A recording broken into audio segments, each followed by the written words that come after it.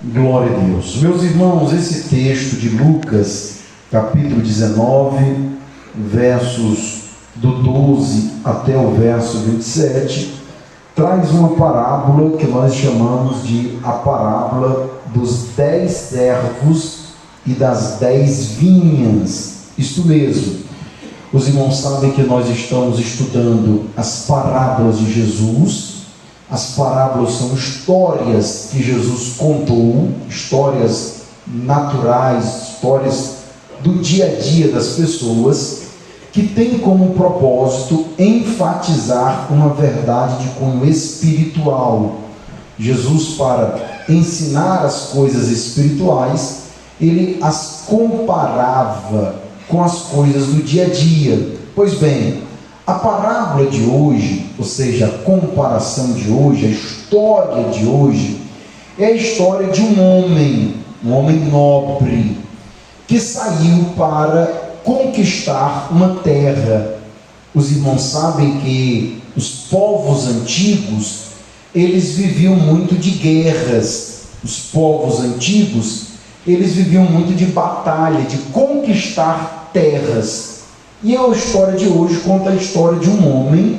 A parábola de hoje traz o relato de um homem que sai da sua cidade e vai com um exército conquistar outras cidades. Como eu disse, era o costume daquela época as cidades serem dominadas por povos majoritários. Pois bem, a Bíblia diz que este homem, ele é um nobre. Ele vai sair da sua casa em busca de um reino, em busca de dominar novas cidades.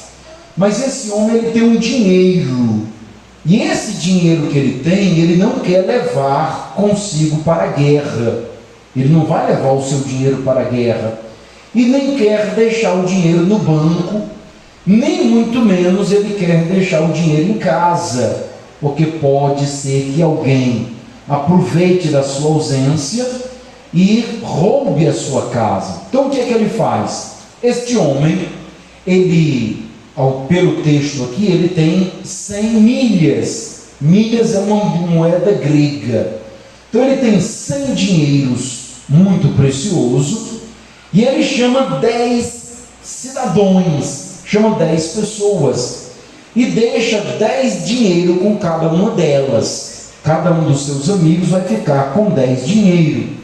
E diz assim: olha, eu vou esta viagem e vou deixar 10 dinheiro contigo. Vou deixar 10 dinheiro contigo, vou deixar 10 dinheiro contigo, e vou deixar 10 dinheiro contigo. Exemplo, é mais ou menos assim. Eu amanhã não irei uma viagem, irmãos.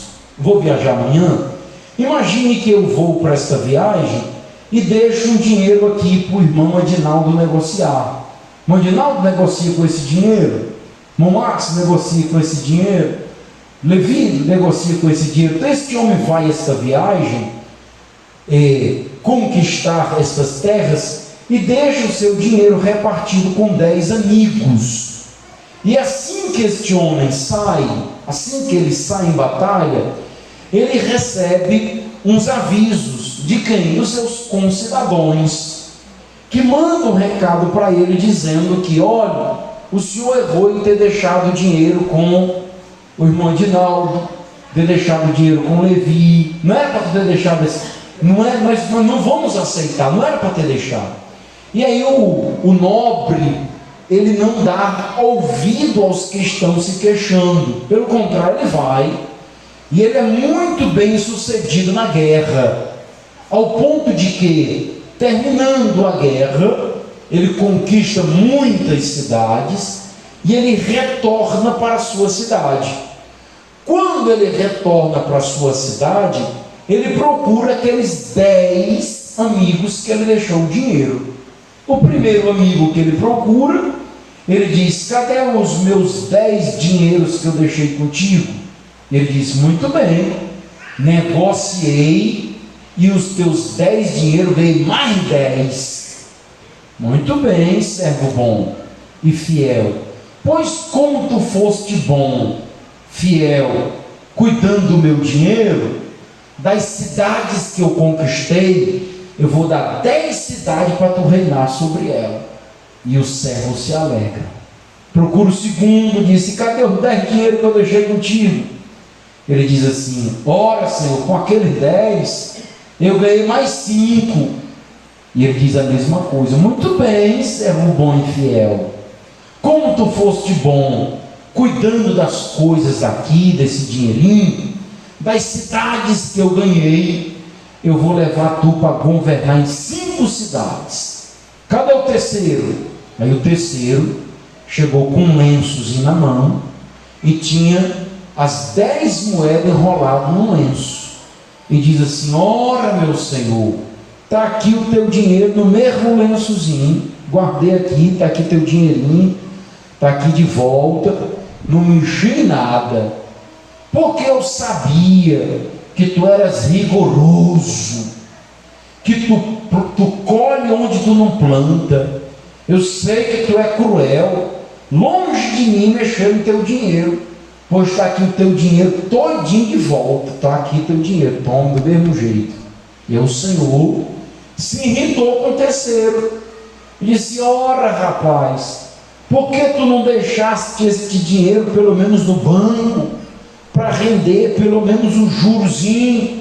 Aí no lugar disso tu guardou num lenço velho. Se fosse para guardar, eu mesmo tinha guardado. Aí agora o meu dinheiro ficou desvalorizado na tua mão. E os homens que estão ouvindo dizem assim: meu Senhor, ele tem 10 dinheiro que é dele, como se tivesse sugerido, né? Cobra uma multa dele. Aí o Senhor diz assim: muito bem, devia mesmo fazer com que ele pagasse, porque a quem tem será dado, mas quem não tem, até o que tem é para ser tomado.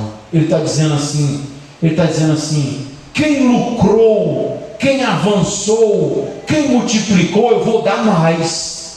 Mas quem não cresceu, quem não se multiplicou, quem não ganhou lucro, é para perder até o que tem. E outra coisa, cadê aquele povo que reclamou de vocês? Cadê aquele povo que murmurou de vocês? Tragam eles aí, que nós vamos enforcar eles, nós vamos matar eles aqui diante de vocês. E o texto diz que assim foi feito.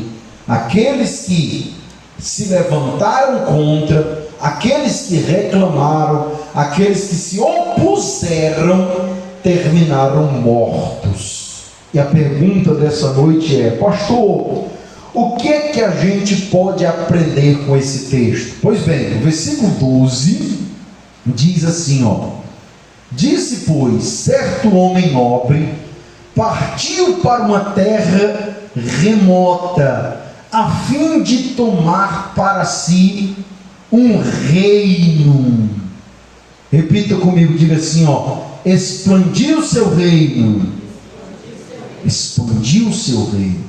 Perceba, esta parábola, esta analogia, é a analogia de Cristo Jesus. Quem é este homem nobre que vai em busca de expandir o seu reino? Esse homem nobre que sai para expandir o seu reino é a própria pessoa de Cristo Jesus. Quem é este homem que deseja aumentar o seu reino, se não é o próprio Deus que nós servimos? Por que, pastor? Porque o reino de Deus tem tudo a ver com expansão. Vou repetir: o reino de Deus tem tudo a ver com expansão. O reino de Deus, primeiro, não é para se manter estagnado. Segundo, o reino de Deus não é para regredir. O reino de Deus não é para diminuir. O reino de Deus tem a ver com expansão, com crescimento. Desde quando Deus criou o homem, Deus coloca Adão e Eva no jardim e dá ordem a eles: vocês cresçam se multipliquem e encham toda a terra. O projeto de Deus sempre foi expandir até os confins da terra. Vou dizer mais: se o reino de Deus tem a ver com expansão, a igreja só se torna parte deste reino quando ela entende a visão deste reino. A igreja não é para se acomodar com o seu tamanho. O pastor nunca deve estar satisfeito só com o número de ovelhas que ele tem. Nós sempre devemos desejar avançar mais ainda. Vou estreitar mais ainda o negócio. Se o reino de Deus tem a ver com expansão, todos os crentes têm que ter o desejo de expansão dentro do seu coração. Vou explicar melhor. Se você não tem desejo de crescer espiritualmente, é muito provável que você não esteja mais fazendo parte deste reino. Porque Deus quer o crescimento, a igreja deve almejar o crescimento, e todo crente deve almejar o crescimento. Essa é a nossa luta pessoal, essa é a nossa luta diária. O que? Querer, desejar crescer, expandir. Deixa eu explicar, irmãos. O diabo quer que você se acomode em ser um crente medíocre, pequeno. O diabo quer que você fique satisfeito em só ser crente de banco, mas os céus quer gerar dentro do teu coração um desejo pelo crescimento. A Bíblia diz que aquele que almeja o episcopado, excelente coisa deseja. O crente tem que desejar ter fome e sede de justiça e do reino de Deus. O crente é para desejar os céus, a vida eterna. O crente é para desejar estar com Cristo Jesus, avançar em todas as áreas da nossa vida, tanto ministerial como espiritual. Quem está entendendo o que Deus está dizendo aqui hoje? Diga para a pessoa, pergunte à pessoa que está do seu lado, pergunte assim: irmão, tu está satisfeito ou quer mais? Está satisfeito, irmão Marcos, ou quer mais? Está satisfeito ou quer mais, irmão? Pastor, eu estou satisfeito, eu não quero mais. Pois então aceite a Jesus essa noite ainda, porque quem é de Deus tem o desejo de avançar cada vez mais. Aleluia. Irmãos, os crentes que nasceram de novo têm desejo de pregar, têm desejo de cantar, é tanto, irmão, que quando nós enfrentamos uma frieza espiritual, quem já enfrentou frieza espiritual sabe o que eu estou dizendo.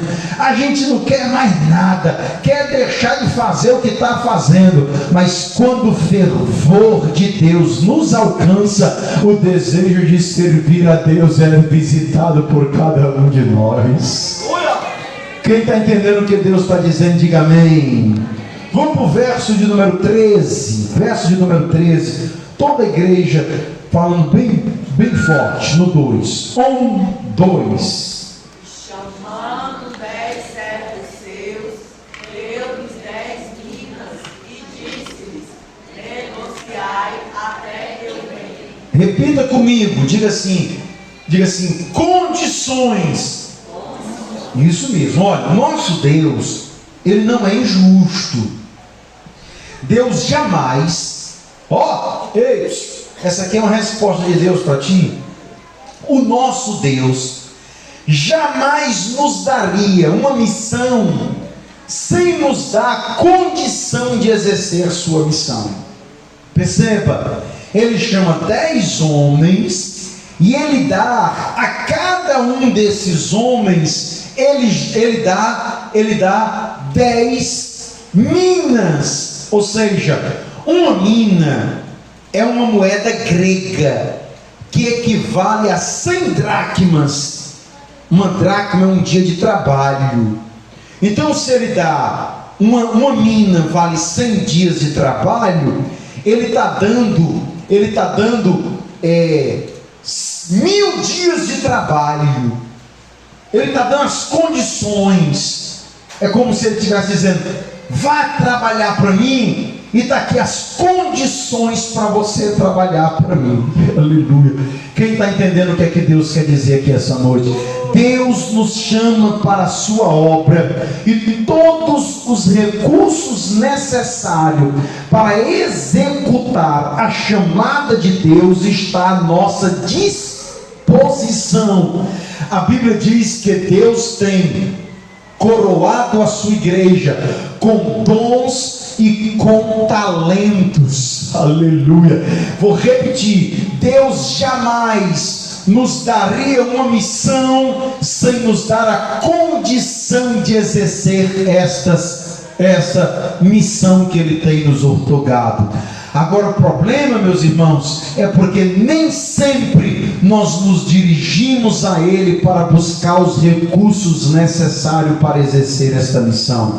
Às vezes a gente diz assim: pastor, eu acho que eu vou abandonar a obra. Por quê? Porque eu estou tão cansado, eu estou tão desanimado, eu estou tão desempolgado. E o que é que você precisa? Pastor, eu preciso de empolgação, eu preciso de ânimo, eu preciso de zelo. Pois bem, pois todos esses recursos estão disponíveis para nós em Deus. Através da oração, Deus poderá nos dar todas as condições necessárias para exercer a nossa vocação. Aleluia. Alguém aqui tem um talento, alguém aqui tem um talento. Todos nós temos talento, sim ou não, irmãos? Sim ou não? E quem foi que deu esse talento a você? Quem foi que deu esse talento a você? Deus nos dá talento. O problema é porque nós não estamos mais buscando os talentos divinos, mas Deus nos dá dons da palavra, Deus nos dá dom para louvar, Deus nos dá dom para cantar. As minas de Deus estão em suas mãos, mas as suas mãos não estão encolhidas, as suas mãos estão estendidas para nos fornecer todos os recursos necessários para exercer a sua obra. Aleluia. Quantos creem que Deus tem uma chamada na sua vida? Você crê que Deus tem uma chamada na sua vida? E os recursos para exercer essa chamada estão todos em Deus, e estão todos disponíveis para cada um de nós. Vamos para o próximo versículo, verso 14. A igreja pode ler bem forte aí comigo, do 2, vamos lá. 1, 2.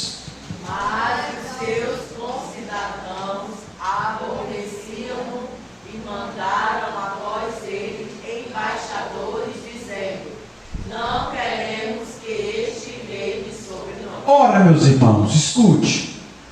Aqueles 10 homens que receberam as moedas ficaram muito felizes. Eles ficaram contentes, satisfeitos. Ora, recebeu dinheiro para trabalhar. Quem é que não gosta de um dinheirinho para trabalhar, né, irmãos? Quando o governo libera aqueles, a semente, o seguro safra, né? Todo mundo vai lá buscar com alegria, porque com aquele dinheiro vai fazer mais dinheiro, né? Desse jeito, né? Então aqueles 10 homens ficaram muito felizes. Só que assim que o nobre deu as costas, olha, presta atenção, quando o nobre deu as costas, quem não recebeu ficou chateado. Vou repetir, irmão. Quem não recebeu ficou aborrecido. Eu acho que só isso aqui já dá para vocês entenderem o recado. Os que receberam ficaram satisfeitos, mas quem não recebeu ficou aborrecido. Eu quero até abrir um parêntese aqui, não está no esboço não, mas está no esboço do céu. Tem muita gente que não recebe porque não busca, e fica aborrecido porque alguém está recebendo. Só que só vai receber quem busca, e quem não busca não recebe. E quem não recebe porque não buscou, não tem o direito de se aborrecer. É por isso que quem não recebeu se aborreceu e mandou mensageiros, embaixadores, corre atrás do nobre. Para quê? Para dizer que nós não estamos satisfeitos. Sabe o que foi que o nobre fez, irmão? Não deu ouvido a esse tipo de gente. Vou repetir. O nobre não deu ouvido a quem está aborrecido por uma causa injusta. Sabe o que? Lembra que este nobre é Jesus? Sabe o que a palavra de Deus quer dizer para nós aqui hoje, irmãos? Que o nosso maior exemplo é o Mestre. O nosso maior exemplo é Jesus. Tem gente chateado, tem gente aborrecido porque não cresce. E não cresce porque não tem buscado a Deus. Aí se incomoda com o teu crescimento. Escute, tem gente que parece que a vocação dele é colocar os outros para trás. Tem gente que tem o maior prazer em se opor a alguém. E quem tem chamada de Deus tem que entender que uma hora ou outra vai enfrentar oposições. As oposições sempre virão. Jesus sofreu oposição. Os discípulos sofreram perseguição. Pastor, eu vou fazer o quê? Jesus disse por discípulo: quando vos perseguirem e vos aborrecerem e disserem todo mal contra vós, vocês se alegrem. Por quê? Porque perseguidos foram os profetas que vieram antes de vocês. Escute, quem quiser pegar a mão no arado tem que entender que vai sofrer perseguição.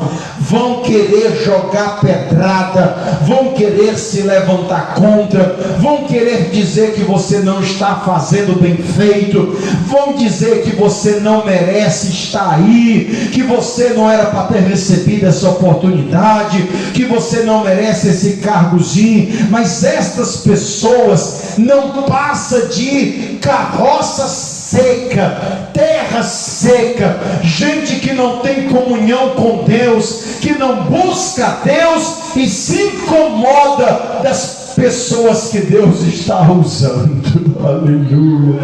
Pastor, o que eu vou fazer? Faça que nem o Senhor, tape os ouvidos e não dê ouvido a esse tipo de gente. Quem está entendendo, diga amém. Pergunte a quem está do seu lado, pergunte assim: irmão, tu já aprendeu a tapar o ouvido? Já, irmão Marcos, aprendeu a tapar o ouvido? Irmão Dalton já aprendeu a tapar o ouvido? A gente tem que aprender a tapar o ouvido. Aleluia. Se você não sabe tapar o ouvido, aprenda a tapar o ouvido, viu, irmão? Porque tem gente que parece que o prazer dele é colocar os outros para trás, a poder no sangue de Cristo Jesus. Quem diz amém? Pastor, eu vou desistir da igreja. Por quê, irmão? Ora, pastor, depois que eu me reconciliei, é tanta pedrada, é tanta coisa. Se tem pedrada é porque tem chamada. Ninguém joga pedra em árvore que não tem fruto. Aleluia, Deus, glória. Dá um glória a Deus aí, irmão. Glória a Deus. Vamos para o verso 15. Verso 15, bem forte no 2. 1, 2.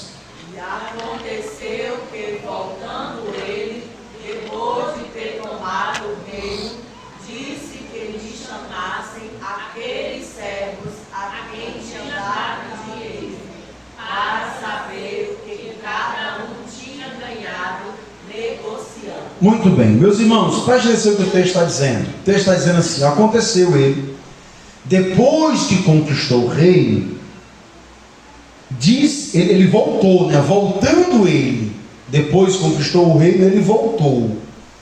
Diga bem forte, diga assim: ele. Não foi muito fraco. Irmão, fale por você e por aquela pessoa que não veio hoje porque está doente, tá bom? Diga assim: ó, ele vai voltar. Ele vai voltar. Do mesmo, Jesus está contando uma parábola. E na parábola Jesus está dizendo assim, ó: assim como este nobre voltou, eu também vou voltar. E o texto diz que o nobre voltou, e voltou não mais como nobre, mas voltou como rei. Você sabia que Jesus, quando voltar, ele não vai voltar da forma como foi? Ele foi assunto aos céus, Ele foi ao assunto aos céus, ali na praça pública, todo mundo vê ele subindo. Mas quando ele voltar, ele voltará como rei, ele voltará como juiz, ele voltará como Messias esperado. Assim como o nobre voltou como rei, Jesus também voltará para buscar a sua igreja. Escuta, duas coisas eu quero dizer nesse texto ainda. Primeiro é que ele vai voltar. Segundo, quando ele voltou, o nobre voltou e mandou chamar aqueles 10. Mandou chamar aqueles 10. Para quê, pastor? Para prestar conta. Me ajude a dar doutrina, irmão. Diga para quem está do seu lado, diga assim, ele vai mandar te chamar para prestar conta. Os irmãos sabiam que haverá uma prestação de conta? Ninguém, escuta, ninguém escapará da prestação de conta. Detalhe que diz aí no texto, ó, a saber o que cada um tinha ganhado. A prestação de conta não é coletiva. A prestação de conta ela é individual. Lá no céu não vai ser assim, ó, a igreja da Andresa vem aqui prestar conta. Não vai ser desse jeito não. Vai ser assim, ó, Lia, venha para cá, você agora vai prestar conta. Fátima, vem cá, chegou a sua vez. Raquel, vem cá prestar conta. Juan, chegou a sua vez, vem cá prestar. A prestação de conta no céu, ela vai ser individual. Cada um dará conta daquilo que fez com seu corpo aqui nessa terra. E é importante dizer isso, irmãos. É importante dizer isso, porque tem uns que não querem dar satisfação a ninguém. Tem uns que inclusive não querem nem ser crente. Eu vou ser crente para dar satisfação da minha vida. Eu vou dar satisfação da minha vida a pastor. Tem uns que não querem falar pastor, nem para pedir oração. Nem para pedir oração. Irmão, e pastor está aí, não sei o quê. Eu disse, irmão, e por que isso? Ah, pastor, Deus sabe. Não quer prestar conta, não quer entrar em detalhe. Pensa que escapará do juízo divino, irmãos.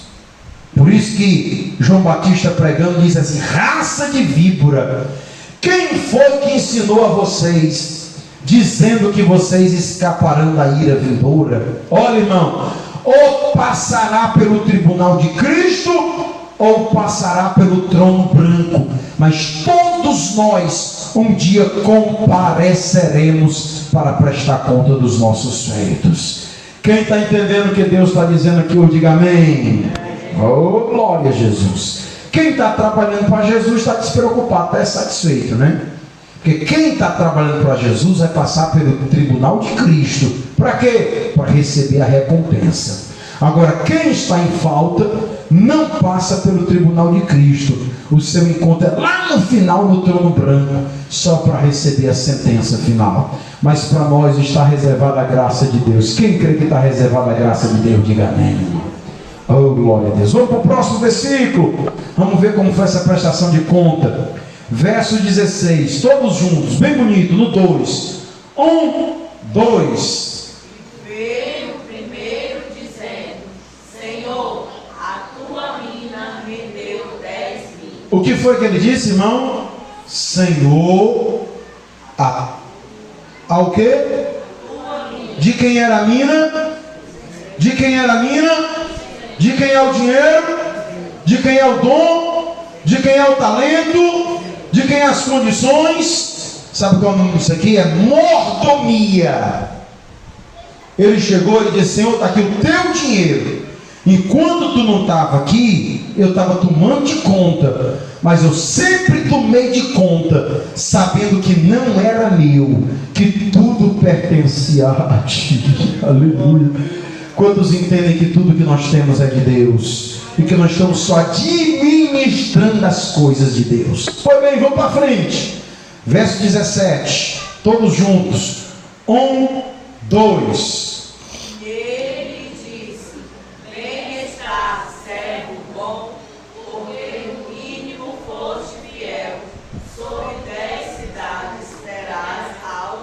Repita comigo: recompensa. Perceba, irmãos. O servo chegou e disse assim: meu senhor, teu 10 dinheiro, eu ganhei mais 10. Toma, está aqui o teu 10 e está aqui os 10 que eu ganhei. Aí o Senhor diz assim: muito bem, servo bom e fiel. Ou seja, aquele que avança, Deus o considera bom. Deus o considera um bom servo. Detalhe: você quer ser um servo bom? Você quer ser elogiado pelo próprio Deus? Então não se acomode na tua condição espiritual, mas tenha o desejo de avançar, de crescer, porque o servo que cresce, o servo que faz mais, o servo que agrega, ele é chamado pelo próprio Deus de servo bom e fiel. Aí ele diz assim, foste fiel no pouco, sobre o muito eu te colocarei. Vou mandar você ser prefeito, governador de 10 cidades. Espera aí, irmãos, compare uma coisa com a outra. O que é uma moeda para uma cidade? O que é uma moeda diante de uma cidade? O cara ganhou 10 cidades. Aliás, ele ganhou 10 moedas e agora vai ganhar 10 cidades. A recompensa é muito grande. Sim ou não, irmão? Quem concorda que a recompensa é grande? É muito grande. Quer dizer que eu ganho uma moeda e por causa de uma moeda eu vou ganhar uma cidade. É uma recompensa muito grande. Tem alguém entendendo o que Deus está dizendo? Irmãos, a recompensa que Deus tem para nos dar, quando Ele voltar, vai ser uma recompensa tão grande. A Bíblia diz que a igreja reinará com Cristo durante o milênio e ainda subirá para morar nas mansões celestiais. Trabalhe para Jesus arduamente aqui embaixo, porque é uma recompensa forte, poderosa e gloriosa reservada para ti. Quem está entendendo o que Deus está dizendo, diga amém. A recompensa que Deus tem para nós é muito maior do que a tarefazinha que a gente está fazendo aqui. Eita Jesus, qual é a sua tarefa aqui? Abrir a igreja? Você vai ganhar os céus só porque você está abrindo a igreja? Qual a sua tarefazinha aqui? Qual é? Pastor, minha tarefa aqui é zelar a igreja. Pois vai zelando essa igreja, porque Jeová está vendo isso aqui e tem uma recompensa muito mais gloriosa lá do céu para te dar. Quantos creem que a recompensa do crente está no céu? Quem quer receber a recompensa de Deus no céu, irmão? Nossa recompensa é muito maior lá do que aqui. Ora, uma moeda por uma cidade. Aleluia. Quem está entendendo, diga amém. Vamos para frente. Verso 18. Toda a igreja lendo bem bonito. 1, 2. Veio o segundo dizendo: Senhor, a tua mina rendeu 5 minas. Olha, irmãos, escute. O primeiro de 10, ele ganhou mais 10. Ele ganhou 100%. Sim ou não, irmão? Sim. O outro, com 10, ele ganhou mais 5. Ele cresceu quanto? 50%. O que eu quero dizer aqui? Quero dizer aqui que a gente precisa ter consciência de que nem todo mundo tem a mesma pisada. Nem todo mundo cresce o mesmo tanto. Nem todo mundo tem o mesmo ritmo. E é importante dizer isso, sabe por quê? Porque talvez o teu ritmo seja o ritmo desse segundo, o ritmo menor. E aí às vezes a gente se incomoda porque alguém está correndo mais do que a gente, porque alguém está crescendo mais do que nós. Olha, você não é obrigado a correr a carreira dos outros. Você precisa correr a corrida que lhe é proposta. Sabe o que é? É porque às vezes a gente quer alcançar o passo do outro e se cansa. e se cobra. Eu queria pregar que nem fulano, eu queria cantar que nem fulano, eu queria reger que nem fulano, eu queria ministrar que nem fulano, eu queria ser um crente que nem Beltrano. Cada qual corre no seu ritmo. Se você não conseguiu correr as 10 milhas, mas correu as 5 milhas, Deus sabe do teu esforço. Nem sempre o nosso melhor é o melhor, e Deus compreende, e Deus vê. Quero dizer duas coisas para você que só consegue correr 5 milhas. Primeiro, não se sinta inferiorizado porque alguém é melhor do que você. Não se sinta. Alguém é melhor do que você, mas você também é melhor do que outro. E outra coisa, você não foi chamado para ser o outro, você foi chamado para ser você. É melhor devagar e sempre do que correr, se fadigar e cair. Quem está entendendo, diga amém. Pegue na mão da pessoa que está do seu lado, aperte e diga assim: vai no teu passo que eu vou no meu. Amém? Irmão Marcos, tu vai no teu passo e eu vou no meu. Não é assim, meus irmãos? Não, não é? Tem gente que esse ano cresceu tanto, tem gente que esse ano deveria ter crescido mais, e tem gente esse ano que não cresceu. Só que a gente não pode estar se comparando um com os outros. Tem gente que vai crescer 10 milhas e tem gente que só vai crescer 5 milhas. O que não pode é parar de crescer. Glória a Deus. Vamos para o verso 19. Verso 19, todos juntos, vamos lá. 1, 2. E a esse disse também: sê tu também sobre 5 cidades. Ou seja, tu ganhou 10, vai ganhar 10. Tu ganhou quanto? Só vai ganhar 5. Olha, irmãos, essa ideia de comunismo, que é a ideia do comunismo? Todo mundo vai ganhar do mesmo tanto. Essa ideia não se encaixa na Bíblia. As recompensas divinas, a salvação é pela graça, mas a recompensa, o galardão, é por meritocracia. Só vai receber quem merecer. E eu estou avisando logo aqui embaixo, que é para quando nós chegar lá em cima, os irmãos não botar a culpa em mim. Porque lá em cima tem uns que vai receber galardão grande, tem outros que vão receber galardão médio, e tem outros que vão receber galardão pequeno. Aí se você receber um galardão pequeno, e você me vê lá e diz: pastor, é aí o galardãozinho que eu ganhei, por que o senhor não me disse que eu tinha que trabalhar mais para ganhar um galardão maior? Aí eu vou dizer: porque você não perdeu o curso de doutrina. Mas quem vem para o curso de doutrina está aprendendo que a recompensa de Deus é proporcional a nossas obras. Quem está entendendo, diga amém. Porque tem gente que não faz nada, cobra tudo e reclama que sobe, meu Deus do céu. Reclama, murmura e não faz por onde merecer as bênçãos de Deus. Olha, irmãos, a Bíblia não mente. A Bíblia diz que só colhe quem planta. Só colhe quem planta. Você não plantou. Quem é que não plantou feijão? O pastor não plantou feijão. Eu não plantei. Eu vou colher feijão ou não? Tu plantou feijão ou não? Manda vai plantar feijão? Vai colher feijão ou não? Só colhe quem planta. Eu não plantei, eu não vou colher. Os irmãos têm misericórdia e trazem um pouquinho para o pastor, né, irmão? Quem está lembrando do pastor, diga amém. Glória seja dada a Jesus. Pois bem, vamos voltar para cá. A recompensa que Deus nos dá é proporcional. Vamos para frente, verso 20. Verso 20, olha aqui, irmãos.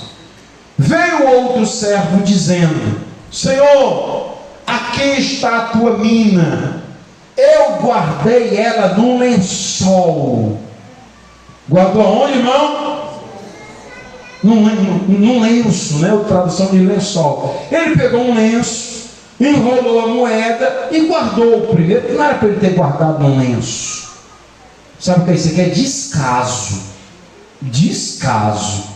Olha, irmão, Tem gente fazendo descaso dos dons e dos talentos que Deus tem dado. Tem gente tratando a obra de Deus com descaso. Pensa o quê? Eu vou dizer, tem um bocado de gente que não está aqui no culto da doutrina porque está enrolado no lençol. Pensa que não tem, não? Hã? Alguém diz assim, ora se não tem. Quem acha que tem crente em casa na hora dessa enrolada no lençol, irmão? Hã? E tem irmão aqui que só veio porque teve força para renunciar ao lençol. Ainda olhou para o lençol na hora de sair. Um frizinho. Jesus, eu acho que eu vou ficar aqui no lençol mesmo, enrolado nesse lenço. Aí se enrola assim no lenço, né? Diga assim, sangue de Jesus tem poder. Irmãos, o reino de Deus tem a ver com avanço, tem a ver com sair. A gente não pode se acomodar. Vamos para frente, verso 21. Eu quero que a igreja leia bem forte no 2. 1, 2.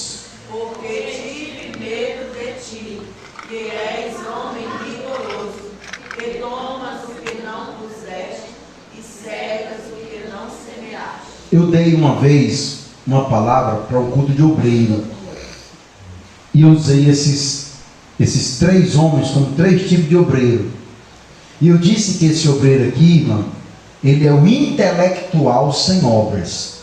Esse cara aqui, primeiro ele tem um discurso de temor, né? Ele diz assim, eu tenho medo de ti. Aquelas pessoas que na boca deles, eles arrogam ser temente a Deus. Ele diz assim, eu temi a ti, porque eu sei que tu és rigoroso. Ou seja, a teologia dele está em dias. Olha o discurso desse cara. Ele enche a boca pensando que vai agradar a Deus com essas palavras. Ele disse, eu temi a ti, eu sei que tu é rigoroso, que tu tomas o que não puseste, que tu colhe onde tu não planta. Esse aqui as palavras bonitas. Ele quer elogiar Deus. É o intelectual. É o bom de discurso. Bom de discurso. Tem gente que é bom assim em palavra, não tem, irmão? Tem gente que na boca dele não tem crente melhor do que ele. Ele de palavra. Bom de discurso, mas zero de obras. Na hora de falar, ele é o primeiro, mas na hora de executar, nem aqui aparece. Tem uns que quando fala, parece que é mais santo do que os outros. Tem um negócio para dizer, não sei se eu vou dizer, irmão. Tem uns que ele não pode nem botar para pregar, porque quando ele prega, ele quer exortar o povo, mandando o povo fazer coisas que ele não faz. Por quê? Porque é bom de palavras, é bom de discurso, mas na hora de executar, não, tem que evangelizar. No dia do evangelismo não aparece. Irmão, a gente tem que dar glória. Só vive com a boca fechada. Nossa ideia. Eu vou dar a doutrina, irmão. O pastor da igreja sou eu. Quem está entendendo o que Deus está dizendo aqui hoje, diga amém. Está aí na Bíblia. Discurso de palavra não tem gente melhor. Não, o pastor ainda pousa de santarrão. Está aí, ó. Tenho medo de ti. Pousa de santarrão. Se acha melhor do que os outros. Mas Cristo não quer ouvir as tuas palavras. Quando nós nos comparecermos diante de Deus, Ele perguntará: o que é que tu tem nas tuas mãos? Como diz a nossa canção da harpa cristã: posso eu, tendo as mãos vazias, ao Senhor me apresentar? Aleluia. Quem está entendendo o que Deus está dizendo? Vamos para o verso 22. Verso 22, todos juntos. 1, 2. Porém ele lhe disse: mal servo, pela tua boca te julgarei. Sabias que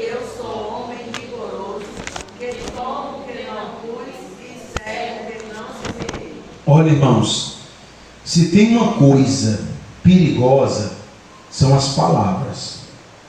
Diz que uma flecha, depois de lançada, ninguém pode. Depois que a gente lança uma flecha, tem como voltar? Tem. E uma palavra, depois de proferida, quem pode tomar ela de volta, irmãos? Como pode? Olha o que o texto está dizendo. O texto está dizendo assim: esse camarada vai ser condenado pelas suas próprias palavras. É que o texto está dizendo, verso 22. Porém ele diz: mau servo. Outra coisa que o texto está dizendo é que Deus chama ele de mau. Por quê? Porque ele usou Deus como desculpa para não ter feito a obra do Senhor. Perceba que a desculpa dele é o caráter de Deus. Ele diz assim: eu não fiz porque eu sabia que tu era rigoroso. Eu lembro de uns irmãos, desde a minha juventude, que tinham o costume de dizer assim: se for para fazer a obra de Deus de qualquer jeito, eu nem faço. Tem uns que não aparecem: para ser daquele jeito eu nem vou. Pensa que esse discurso engana Deus. Isso não engana Deus. A obra de Deus não é para ser feita de qualquer jeito. Pastor, mas está sendo feito de qualquer jeito. Então venha para cá e nos ajude a mudar a realidade, porque esse discurso Deus usará contra ti no dia do juízo. Eita, irmãos, essa palavra é pesada, sim ou não, irmãos? Por que ele é mau? Porque ele praticou a maldade de atribuir a Deus o porquê que ele não fez a sua obra. Ele está fazendo igual Adão e Eva fizeram. Senhor, que o Adão pecou e botou culpa em Deus. Botou culpa em Deus. Como, pastor? Ele disse: Senhor, foi a mulher que tu me deste. Então tem gente que nem faz. Eita Jesus. Usa um discurso de santarrão, de Santa Roma, e pensa que vai gabelar Deus com esse discurso. Irmão, quem acha que a doutrina está muito apertada, irmão? Quem quer que o pastor maneire um pouquinho? Ou quem está gostando da doutrina assim mesmo, diga amém. Eu não estou aqui para agradar os irmãos, eu estou aqui para pregar a palavra. Vocês pediram a Deus um pastor para falar a verdade? Foi, irmão? Quem quer um pastor para falar a verdade? Eu quero um pastor para falar a verdade. Então pronto, se os irmãos estiverem gostando, tem jeito da gente resolver isso aí. Vamos para o 23, verso de número 23. Vamos lá, no 2. 1, 2.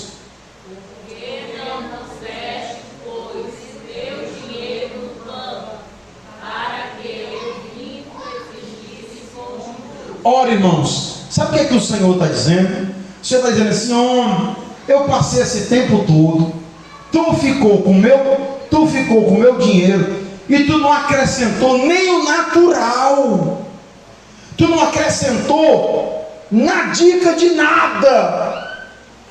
Os irmãos estão entendendo que esse servo está sendo repreendido porque ele não acrescentou o recurso do reino. Escute, irmãos, nós somos repreendidos por Deus quando a gente não cresce nem o natural. É inadmissível o ano entrar e sair e você continuar sendo o mesmo crente de banco de sempre, nunca ter ganhado uma almazinha sequer para Jesus, nunca participou de uma campanha na igreja, nunca acrescentou nada do reino de Deus. Você chegou aqui incrédulo, ainda está incrédulo do mesmo jeito.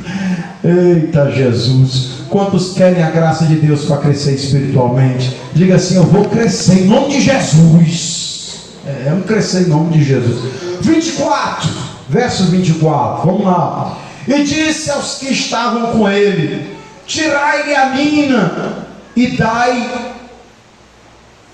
dai-o ao que tem 10 minas. Ele está dizendo assim, tome essa mina aí e faça o quê? Dê para aquele outro, dê para aquele que administra bem.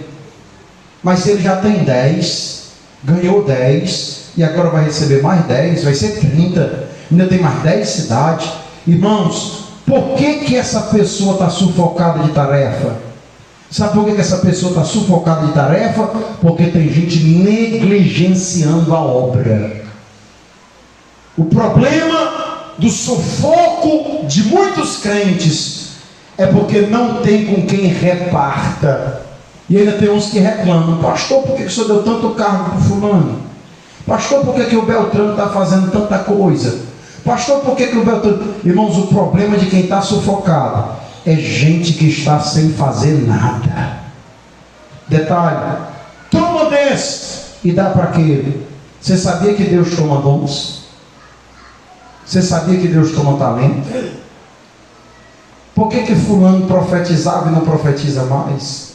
Por que fulano era tão ativo na igreja e não é ativo mais? Porque começou a fazer a obra de Deus relaxadamente. E Deus sempre tem uma pessoa de plantão para lhe substituir. Não caia na besteira de pensar que você é insubstituível. Deus pode arrancar o dom de você e dar para outra pessoa. Aleluia, Deus, ô glória. Levante a mão e diga assim: misericórdia de mim, Jesus. Vamos para o próximo versículo 25. Estou terminando. Quem aguenta o finalzinho da mensagem, diga amém. Amém. Muito bem. Foi o homem mais forte que eu já ouvi hoje, irmão. 25. Toda a igreja junto no 2. 1, 2.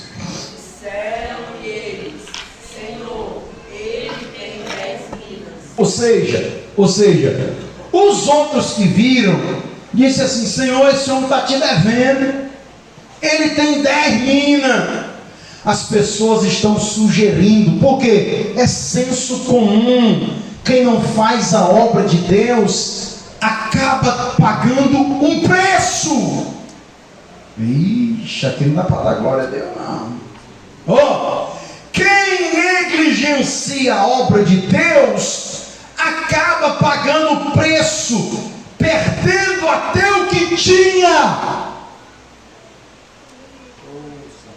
Por isso que a quem tem vai ser dado, mas quem não tem o quê? Quem não tem compromisso com a obra, quem não tem zelo com a obra, quem não tem amor pela obra. Sabe o que Deus faz? Deus tira, coloca outro no lugar, e você deixa de receber a bênção que Deus tinha guardado.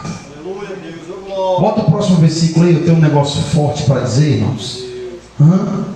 Pois eu digo que qualquer que tiver lhe será dado, mas o que não tiver, até o que tem será tirado. Olha, irmãos, repita comigo: será tirado. Será tirado. Sabe quais são as maiores percas que um crente pode ter?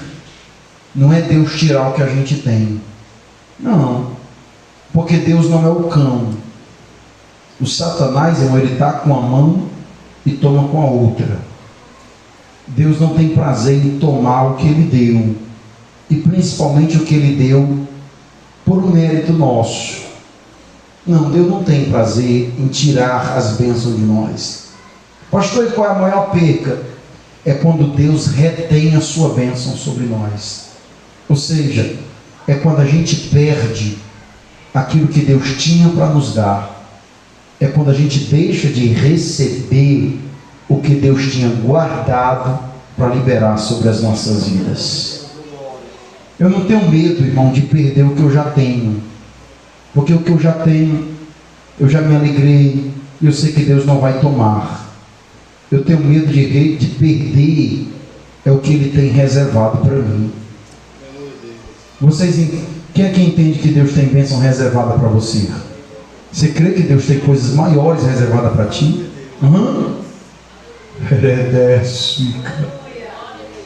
Tem gente, irmão, que tem desse tanto, e ele está satisfeito com esse tantinho que ele tem. Só que era para ele estar já com esse tanto aqui, ó. E ele está nesse tanto aqui porque ele não tem buscado o que Deus tem guardado para ele. Vou repetir: as maiores perdas que um crente pode sofrer não é perder o que já tem, mas é deixar de receber o que Deus tem reservado para nos entregar. Tem gente que está aqui, mas era para estar lá na frente. Tem gente que é abençoado, mas era para estar ultra abençoado. Quem crê nessa palavra? Quem crê nessa palavra? Diga para a pessoa que está do seu lado, diga assim: Deus queria te ver mais abençoado do que o que você está. Sabia, irmão? Não. Eu, irmãos, eu sou um pastor abençoado. Quem acha que o pastor já é um pastor abençoado? Mas eu sou consciente e quero para mim estar mais abençoado do que o que eu estou. E eu não tenho desfrutado de mais bênçãos por causa da minha negligência, por causa da maldade do nosso coração, por causa da nossa preguiça espiritual. Eu sei que se eu tivesse orado mais, Deus teria me usado mais. Eu sei que se eu tivesse buscado mais, Deus tinha dispensado mais sobre mim. Você crê que Deus tem mais para a tua vida? Você crê que Deus tem mais para a tua vida? Oh, palavra gostosa, né? Vamos para o 27 para nós terminar. Vamos para o 27 para nós terminar. Todos juntos, hein? No 2. 1, 2. Quando aqueles meus inimigos que não quiseram que eu reinasse sobre eles, trazei-os aqui e matai-os diante de mim. É o último versículo, eu quero desse versículo com os irmãos em pé. Fiquem em pé, irmãos. Eu já oro e nós já vamos para casa. Vamos lá.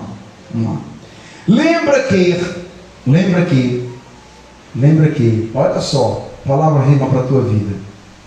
Lembra que assim que o nobre saiu, os responsáveis enfrentaram oposição. Lembra que irmão Adinaldo, quando recebeu as 10 milhas e o nobre foi embora, lembra que alguém veio perto do irmão Adinaldo e disse: macho, não era para tu ficar com isso aí não, eu não vou aceitar da tua mão, não quero. Lembra que tem gente que se levantou contra, que inclusive mandou o recado ao nobre. No dia que o nobre voltou como rei, e disse assim: cadê os que se opuseram? Cadê os que se levantaram contra?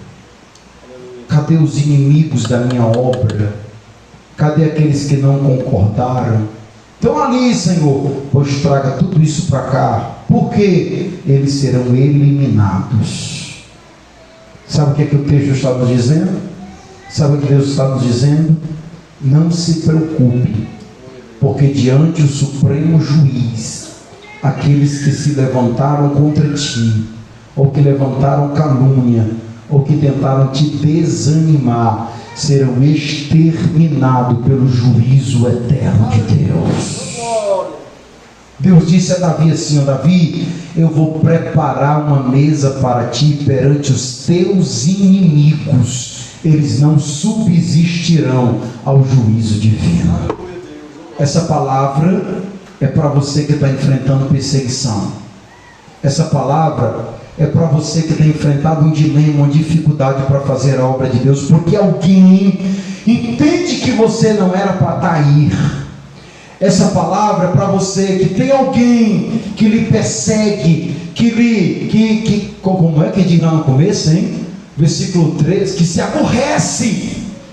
Você que está enfrentando aborrecimento, tem alguém te aborrecendo. Deus está dizendo: eu estou vendo, e vou entrar na causa ao teu favor, e vou derrubar por terra todos os inimigos da tua obra.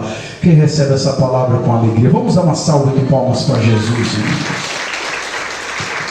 Deixa a mão levantada. Querido Deus e eterno Pai, nós queremos te agradecer pela tua palavra essa santa noite, pela tua bondade sobre as nossas vidas, pelo alerta que o Senhor nos traz ao sabermos que o Senhor é o dono de todas as coisas, que nós somos mordomos da tua obra, que o Senhor nos chamou para avançar, e o Senhor tem nos dado as condições, os recursos necessários para o avanço, o Senhor tem nos dado, e um dia o Senhor vai voltar e vai prestar conta conosco. Senhor, no dia da prestação de conta, Quando eu me encontrar com o Senhor, me ajude, porque eu não quero me encontrar em falha. Eu quero me encontrar salabaixo e cantelebiana. Eu não quero estar com as mãos vazias, mas eu quero dizer: eis-me aqui, Senhor. A obra pela qual o Senhor me chamou para fazer, eu cumpri com zelo e com amor, porque eu sei que o Senhor me chamará para reinar contigo durante o milênio e morar nas mansões celestiais. Pai, aumenta cada vez mais a minha fé. Põe a tua mão sobre a nossa cabeça, nos dá a tua bênção eterna hoje e sempre. Nos leve em paz para os nossos lares, abençoa-nos com a tua bênção.